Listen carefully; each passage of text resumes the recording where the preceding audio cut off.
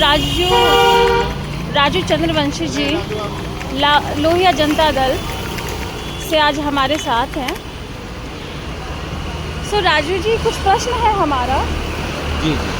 आपकी पार्टी बिहार में ऐसा क्या नया करना चाहती है जो बाकी पार्टी अभी तक कर नहीं पाई है? देखिए, बिहार में बहुत सारी पार्टियां हैं, उनके अपने एजेंडे हैं, लेकिन लगभग मैं समझता हूँ सभी पार्टियां अपने एजेंडे से भटक गई। जो कहती है उससे अगेंस्ट वो काम करती है। हमारी पार्टी में एक नई चीज़ ये है कि जो हम कहते हैं वो करते हैं। कहनी और कथनी में अंतर हमारे यहाँ नहीं है। वो क्या नया लेके आना चाहती है? देखिए, हम नया लेके आना चाहते हैं। हम सीधा जो समाज के सबसे पिछले उस पर लाइन में खड़े लोग हैं, उनके चेहरे पर मुस्कान लाना चाहते हैं, उनके जीवन में खुशियाँ लाना चाहते हैं। हम देखना चाहते हैं उन्हें कैसे उनको खुशहाल उनके परिवार को बनाया जाए। इसके लिए हम लोग जो है लगातार एक कोशिश कर रहे हैं कि जो सबसे बड़ी हमारे समाज का डेवलपमेंट का जो पहला आधार है वो है शिक्षा। और शिक्षा आज पूरी तरह से जो है आप देखिए बिकाऊ हो गई है। शिक्षा का स्तर इतना नीचे गिर गया है और शिक्षा को जिस तरह से लोग बेच के पैसा कमा रहे हैं, इस पर बदलाव लाने के लिए, इसके लिए सबसे पहले हम बिहार के अंदर जब कभी भी सरकार में होंगे उस दिनों में हम बिहार के अंदर सभी प्राइवेट स्कूल को सरकारी स्कूल की मान्यता देंगे और सभी टीचर्स को सरकारी सर्वेंट के रूप में स्वीकार करके बच्चों को अच्छी शिक्षा दिलाएंगे।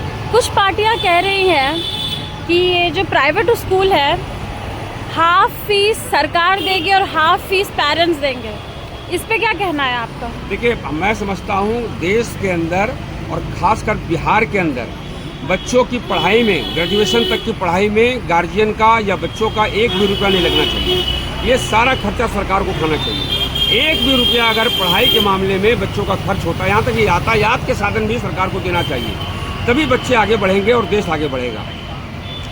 तो आपके पास बिल्कुल प्रॉपर योजना है जितनी भी सरकारी प्राइवेट स्कूल्स है उसको सरकारी में बदलने का? हाँ, मेरे पास इसकी योजना है और मैं इस योजना के तहत ही मैं कह रहा हूँ कि जैसे अभी देखिए हम बात करते हैं पहले सरकारी स्कूलों की।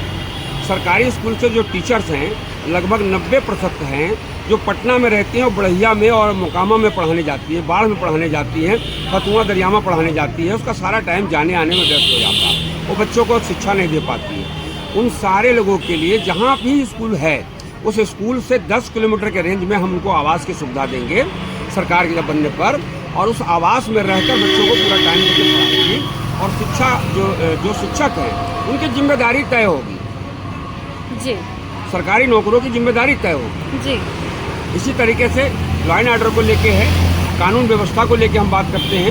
हम बराबर कहते हैं कि जिस थाने अंतर्गत कोई भी घटना घटित होती है उस घटना का सीधा जिम्मेदार उस थानेदार को माना जाएगा, उस क्षेत्र के दरोगा को माना जाएगा, उस जिले के एसपी को माना जाएगा, एसएसपी को माना जाएगा, और उसको मानते हुए ये तय किया जाएगा कि लॉ एंड ऑर्डर में उनको सजा पालन नहीं होने की स्थिति में उनको उनके लिए कानून बना के उनको सजा दिलाया जाएगा।